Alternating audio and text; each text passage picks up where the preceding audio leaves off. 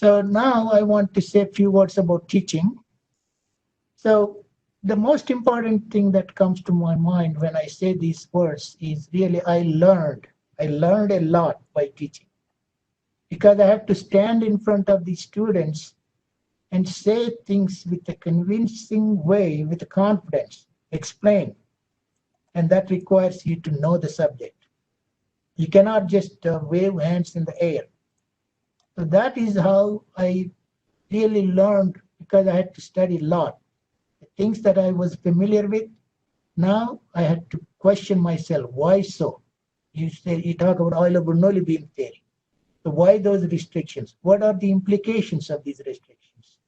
So that if a student asks you would be standing there explaining with confidence, authority. So this is really a wonderful experience being a teacher because I took it very seriously and because I wanted to explain things the way I understood. And then I also enjoyed working with young people in research because this is everywhere I've been, it is a research institute in the sense that it is not only teaching, but we are required to do research. And that was very consistent with the way I went through in my education. So I had really, I tell people when, especially young people, it is not just you, it is always the students. You have to be really lucky, fortunate to have students who are very good, hardworking, and motivated. With a little help, they should be able to do.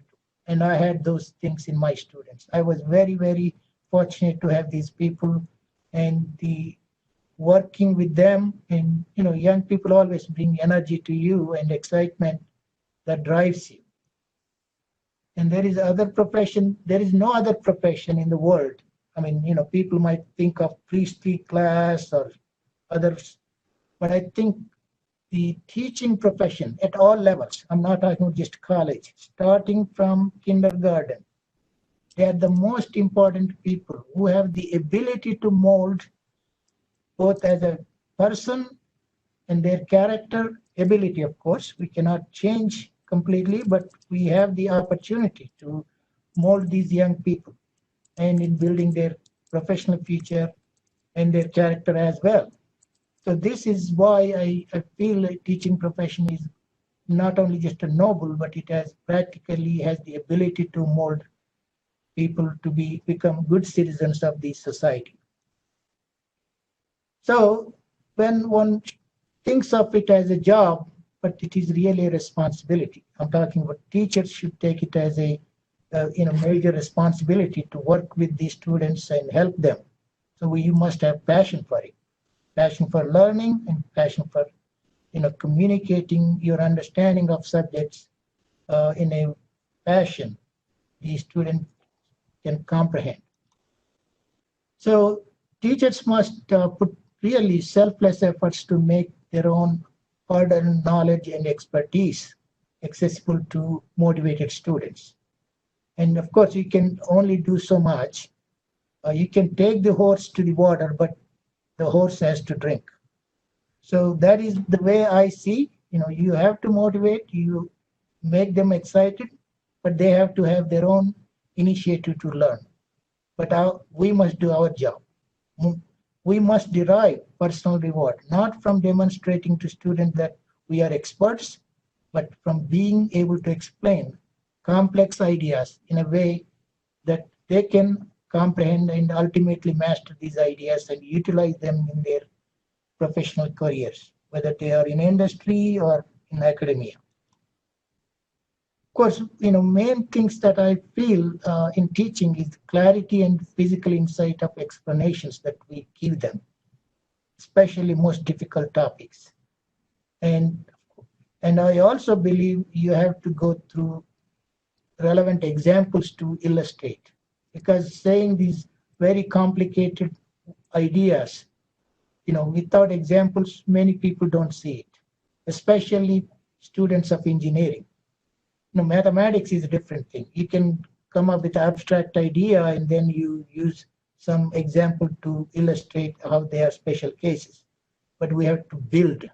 I like building approach. That means you go from simple ideas to more complex ideas in making the students to follow you. If you go suddenly to very complicated idea, they may not follow.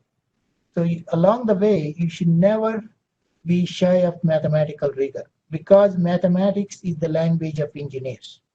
You should never ever think mathematics is for its own sake. I mean, especially I'm talking about engineers. They must, have enough mathematical rigor in everything they study because they tell you, they explain you what is happening, at least qualitatively.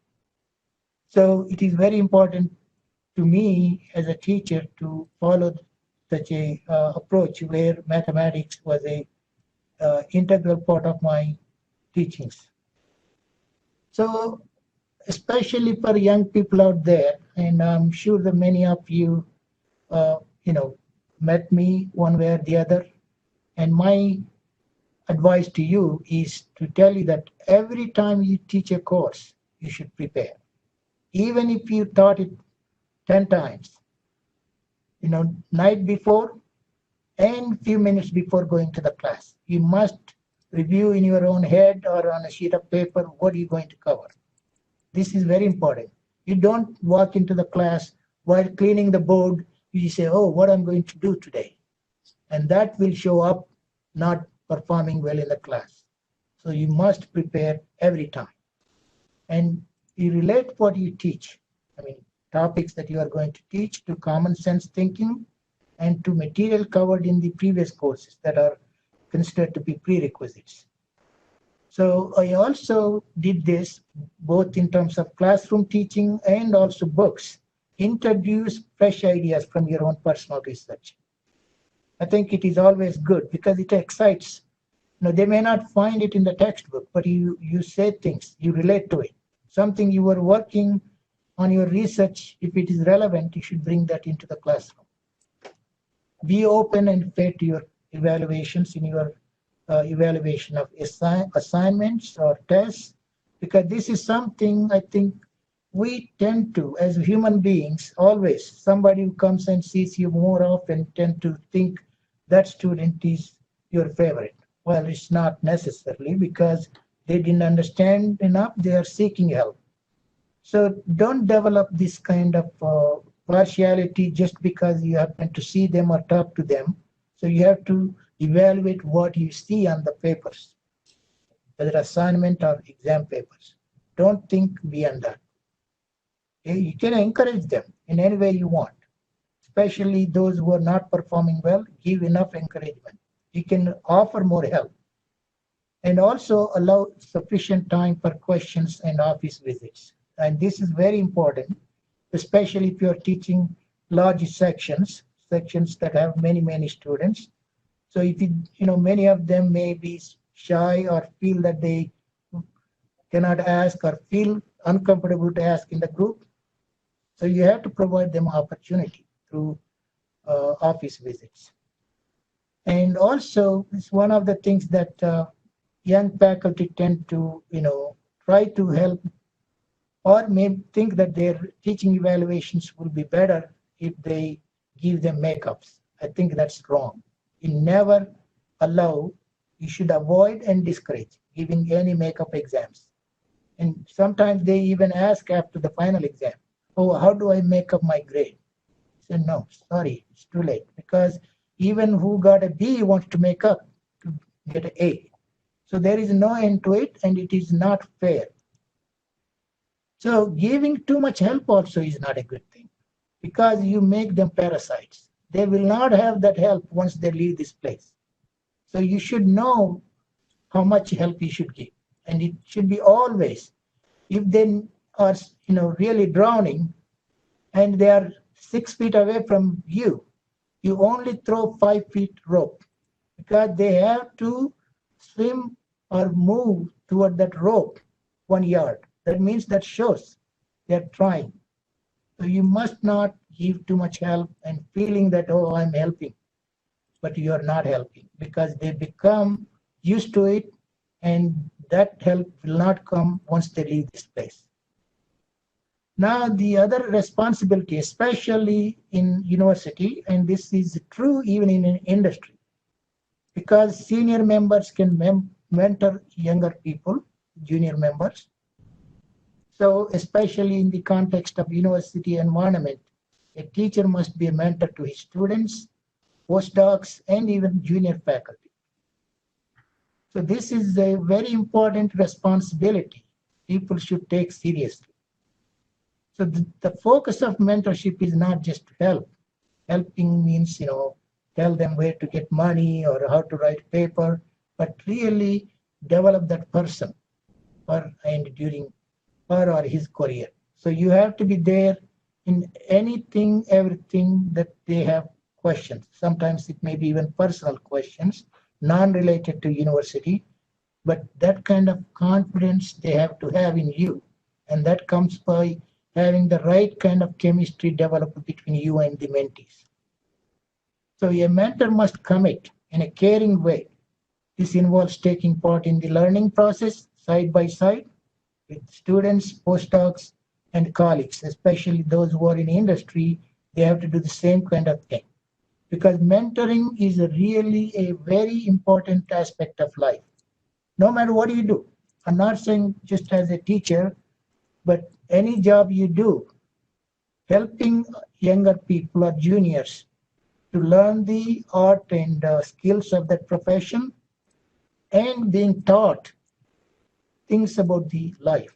Because see, everything is connected ultimately to life, because we have to live in this world, take care of the family, take care of the job, take care of the society we live in.